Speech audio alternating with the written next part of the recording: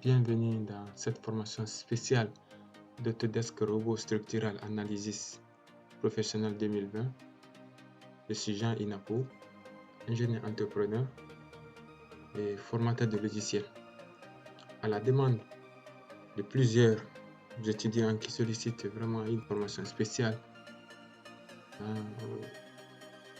sur laquelle je vais étudier la structure complète d'un bâtiment, de la modélisation à l'application des charges jusqu'à l'élaboration des plans d'exécution. Au cours de cette formation, c'est cette structure que nous allons modéliser, de la fondation à la modélisation des poteaux, des poutres, et jusqu'à l'élaboration des plans de structure. Alors pour ce faire, je commence par lancer le logiciel robot qui est rattaché directement à ma barre de tâches. Et si vous aussi vous avez ça sur l'icône de votre bureau, d'accord, cliquez dessus et Autodesk Robot Structural Analysis Professionnel 2020 s'ouvre. Au premier démarrage, le logiciel nous présente une fenêtre sur laquelle nous avons trois parties principales que nous pouvons voir par nouveau projet et notification. Dans nouveau projet, nous avons des modèles types de construction qui sont proposés. Cliquez juste sur le modèle. Ici, c'est conception d'un bâtiment, conception des armatures et éléments béton armés. Par défaut, nous avons 4 types de modèles de construction. Alors, pour en savoir plus sur ces modèles de construction, soit vous pouvez venir sur plus pour voir les différents modèles types de construction que le logiciel nous propose, soit en venant sur fichier pour créer un nouveau projet. Ça peut être aussi de proposer les différents modèles de construction. Alors, la deuxième partie, la deuxième colonne ici qui est projet, cela n'apparaîtra pas pour des nouveaux utilisateurs, c'est-à-dire ceux qui n'ont jamais traité des projets sur robot, vous ne verrez pas cette partie. Parce que moi, ce sont des projets que j'ai récemment ouverts. C'est ce qui se présente ici comme raccourci. Et ici, nous avons la notification qui vous permet d'avoir des informations sur la licence active et ainsi de suite sur le logiciel. Alors, pour notre formation, comme c'est consacré sur le bâtiment en béton armé, nous allons choisir le modèle de conception d'un bâtiment.